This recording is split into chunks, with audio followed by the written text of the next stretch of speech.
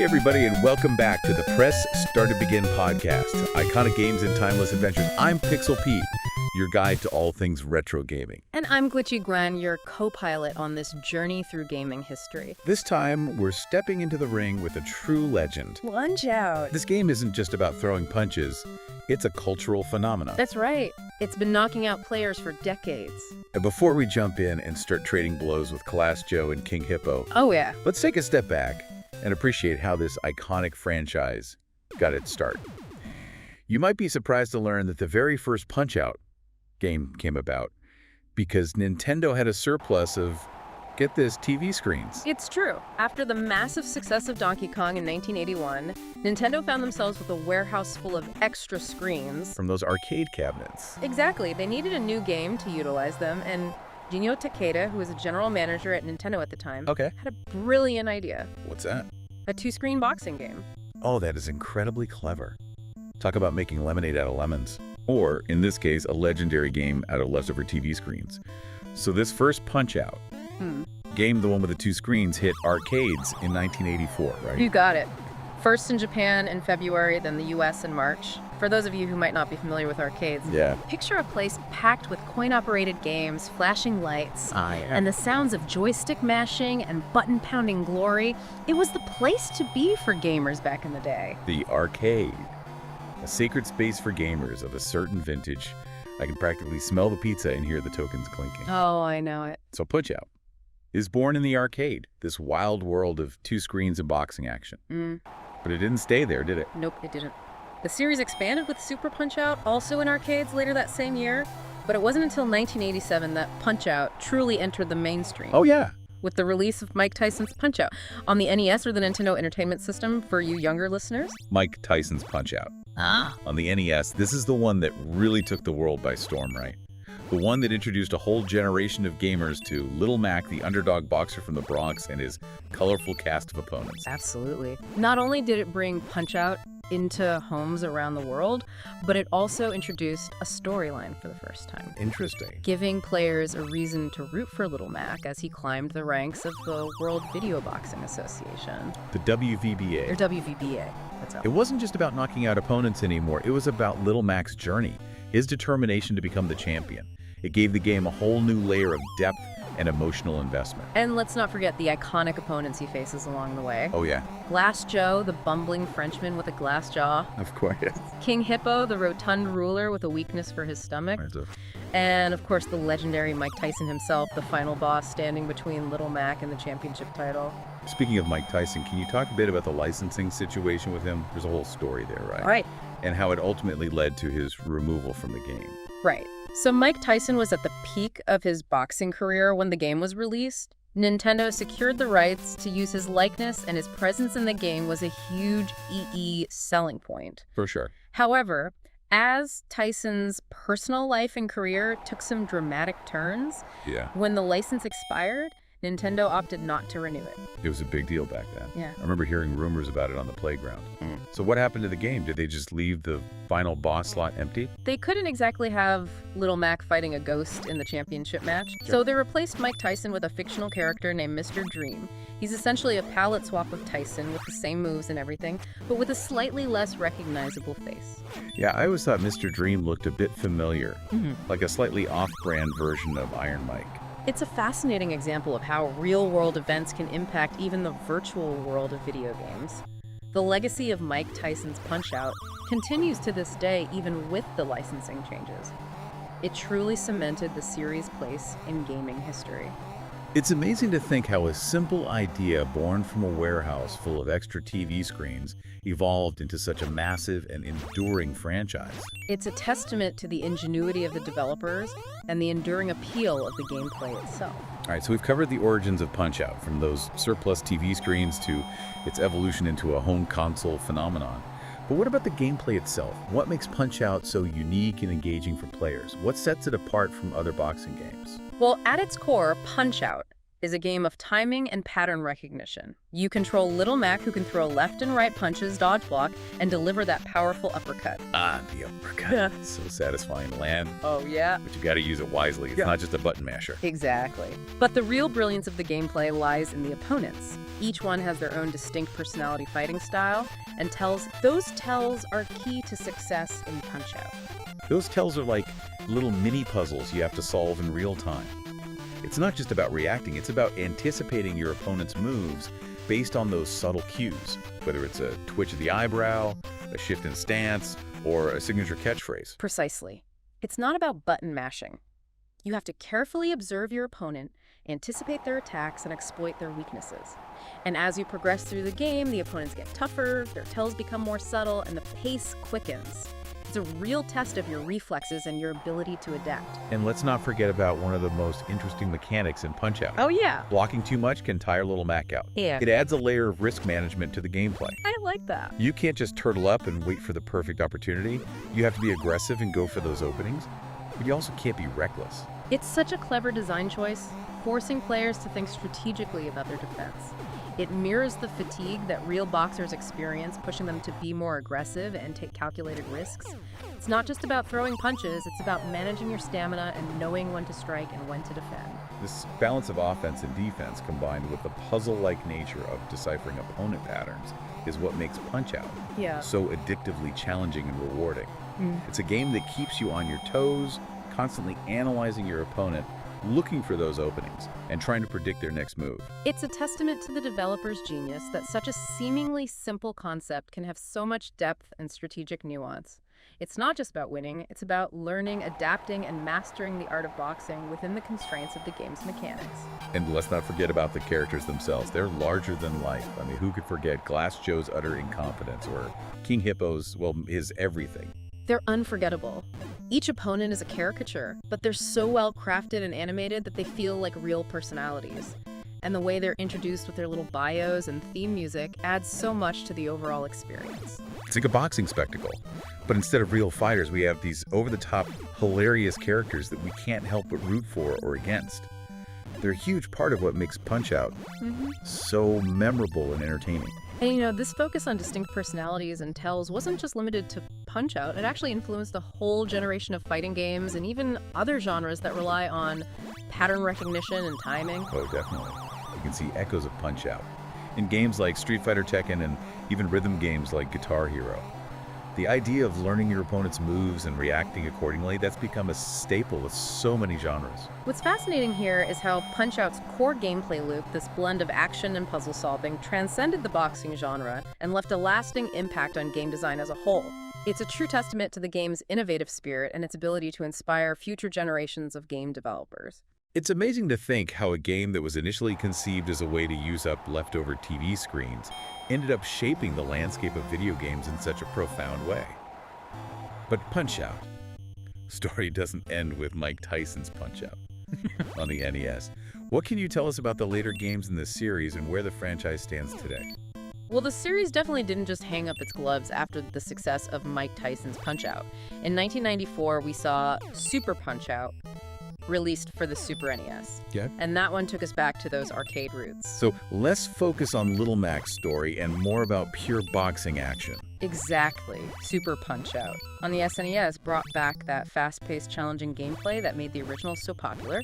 Plus, it introduced a whole new roster of colorful opponents, each with their own unique moves and patterns to master. You know what I love about the Punch-Out series? What's that? It's that ability to reinvent itself while staying true to its core mechanics.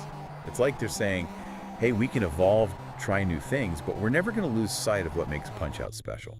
Absolutely. And they proved that again in 2009 with the release of Punch-Out for the Wii. Oh, yeah. The Wii. This one was a huge leap forward visually. Oh, yeah. First time the series went full 3D. Okay. Right? I remember being blown away by how good it looked. Especially seeing those iconic characters rendered with so much detail. It was like they jumped right out of the arcade and into my living room. It was a big change graphically, but they managed to keep that classic gameplay. You still had to focus on timing, pattern recognition, and exploiting those weaknesses. All those core elements of Punch-Out Yeah. We're still there. They didn't mess with the formula too much. Exactly. And they even added a multiplayer mode. Yes. Which was a first for the series, right? That's right. It wasn't just about conquering the AI anymore. Yeah. You could test your skills against another human player. That's awesome. It was a game changer. Suddenly, you could experience Punch-Out in a whole new way. Okay. It brought a level of intensity and unpredictability that you just couldn't get from fighting the computer. I remember spending hours with friends trying to outmaneuver each other, landing those perfectly timed uppercuts, Oh, yeah. dodging those devastating haymakers. It added a whole new layer of depth to the game. And speaking of new layers, that same year, they also released a prequel exclusively for WiiWare called Doc Louie's Punch-Out. Ah, yes, a chance to train with the man himself. Exactly. It was a fun little spin-off that focused more on training and mastering different boxing techniques. It was like a punch-out boot camp led by the best coach in the business. It was a great way to hone your skills and learn the ropes before stepping into the ring with the big boys. And it really showed that Nintendo was willing to experiment with the formula while still respecting the core elements that made the series so popular. It's pretty amazing how this series has spanned multiple console generations and still managed to retain its core appeal. You have the arcade classics, the NES phenomenon, the SNES revival, and then the jump to 3D on the Wii. It's a testament to the timeless quality of the gameplay and the enduring charm of those characters. I think it also speaks to something deeper. You know, Punch-Out captures the essence of a sport that's been around for centuries. It's about the thrill of the fight, the challenge of overcoming adversity, and the satisfaction of mastering your skills. It's a universal story that resonates with people of all ages and backgrounds. Absolutely. Well said. But it's not just about the games themselves. The Punch-Out series has also made its mark on popular culture in some pretty surprising ways. That's right. We're talking cameos in other games, references in TV shows, even a nod in a recent animated blockbuster. Yeah. Tell me more about Punch-Out adventures outside the ring. All right, buckle up, because Punch-Out has been making appearances all over the place. For starters, the series has made cameos in other video games like Super Smash Bros., Of course. Captain Rainbow, Love it.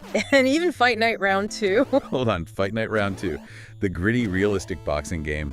Little Mac going toe-to-toe with real-world boxers. Well, maybe not toe-to-toe. It Yeah. was more of a special appearance. Yeah. A fun little Easter egg for fans. But still pretty cool to see Little Mac sharing the virtual ring with the likes of Muhammad Ali and Mike Tyson Wow. in a completely different style of boxing game. That is cool. I love those little nods to gaming history. It shows how much respect Punch-Out has earned over the years. And then there's the Punch-Out pizzeria in the Super Mario Bros. Movie. A whole restaurant dedicated to the game. I know, right? That's prime real estate in the Mushroom Kingdom. It was a brief but memorable scene, and it just goes to show you how deeply ingrained Punch-Out is in our collective gaming consciousness. And we can't forget about Family Guy. That show has referenced Punch-Out on multiple occasions. Once they even had Peter Griffin training with Doc Louie. You're kidding. Now I need to go back and watch those episodes. I love how this game has managed to weave its way into so many different corners of pop culture. It's like it's become a part of our shared language. It's a testament to the series' lasting impact, and the fondness that people have for these characters and this world. Punch-Out is more than just a game. It's a cultural touchstone. Yeah. A symbol of a time when gaming was all about simple, fun, memorable characters and ridiculously challenging gameplay. So here we are in 2024, nearly 40 years after the first Punch-Out. Game hit arcades. What do you think the future holds for this legendary franchise?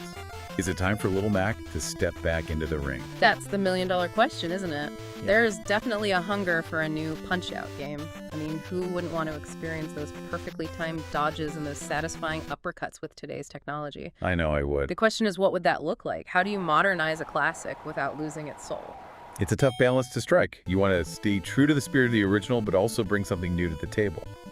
So what kind of new features or mechanics would you like to see in a modern Punch-Out game? What would make it feel fresh and exciting for both longtime fans and newcomers? Well, expanding the multiplayer options would be a great start. Imagine online tournaments, ranked matches, maybe even a tag team mode where you could partner up with a friend to take on the world's best. Ooh, a tag team Punch-Out? Now you're talking. I could already picture it. Two players working together, coordinating their attacks and dodges, coming up with crazy combos. Oh, yeah. It would be pure chaos in the best way possible. And how about incorporating some RPG elements into the mix? Maybe you could customize Little Mac's stats, unlock new gear, or even learn new special moves. give players a sense of progression and personalize their experience. Okay, now you're speaking my language. I can see it now, Little Mac rocking a custom pair of boxing gloves with stats boosting flames, or learning a devastating new uppercut that sends opponents flying out of the ring. It would add a whole new layer of depth and replayability to the game. And of course, we can't forget about the heart of Punch-Out, the characters. We need a new roster of opponents, just as colorful and memorable as the originals, each one with their own unique fighting styles and personalities. Maybe a luchador from Mexico, a Muay Thai fighter from Thailand, or even a capoeira master from Brazil, bring in some global flavor. I'm already picturing those character designs. The flamboyant luchador with his high-flying moves, the lightning-fast Muay Thai fighter with his devastating kicks, and the capoeira master with his unpredictable dance-like fighting style. It would be a visual feast. And of course, we need a new champion. Someone who can rival the likes of Mike Tyson and Mr. Dream in terms of sheer intimidation. Maybe a mixed martial arts champion, someone who's a master of multiple disciplines and can bring a whole new level of unpredictability to the ring. Or how about this, a robotic boxer from the future? A chrome-plated AI-powered fighting machine with an arsenal of lasers and rockets. Talk about a final boss. A robotic boxer from the future. Now that's an idea. The possibilities are endless. But no matter what direction they take with a new Punch-Out game, the most important thing is that it stays true to the spirit of the originals. It needs to be challenging, rewarding, and above all, fun. Well said. Punch-Out has a rich history and a passionate fan base. It's a series that deserves to be carried on, but it needs to be done right. It needs that perfect combination of nostalgia and innovation to really knock it out of the park. And that's the magic of Punch-Out, isn't it? It's a game that's easy to pick up. Oh, yeah. But, so tough to master. You got that right. You can spend hours just trying to figure out one opponent's tells. It's a real test of patience and skill. Absolutely. So listeners, we want to hear from you. What are your favorite Punch-Out memories? Was it finally taking down Mike Tyson or Mr. Dream after countless attempts? Oh, yeah. Or was it discovering that one weird tell that helped you topple King Hippo? So good. Head over to our social media and share your story. We'd love to hear them. We love hearing about your experiences with this iconic franchise. What characters did you love? What fights made you pull your hair out? Let us know. Let's reminisce together. And here's a real challenge for you. Imagine you're designing the next Punch-Out game. What would you add? What kind of crazy new mechanics or characters would you bring to the ring? Ooh. Give us your dream Punch-Out. Bitches. They might just steal your ideas. A cyberpunk-themed Punch-Out, where Little Mac fights holographic opponents, or maybe a prehistoric Punch-Out, where he's battling dinosaurs. Let your imagination run wild. Those are some great ideas. Lots of possibilities. Gwen, it's been a knockout of a time diving deep into the world of Punch-Out. It really has. From those surplus TV screens to its lasting legacy, this game is a true champion. A true legend, for sure. It's been a real blast from the past revisiting this classic. And who knows, maybe someday soon we'll see Lil Mac step back into the ring for another round. Fingers crossed. But before we sign off, we've got a real brain teaser for you. Picture this, a Punch-Out game, where the opponents are all classic video game characters. Oh. Who would be on the roster? What would their signature moves be? Ooh, that's a good one. A Super Mario-themed opponent who throws fireballs instead of punches? Or maybe a Sonic the Hedgehog opponent who's all about speed and spin attacks? Now those are fights I'd pay to see. Yes. But for now, yes, it's time to hang up our gloves and step out of the ring. Be sure to subscribe to the Press Start to Begin podcast for more deep dives into the world of iconic video games. Get ready to stack some lines and clear those blocks, because next time we're diving deep into the world of Tetris. Game over.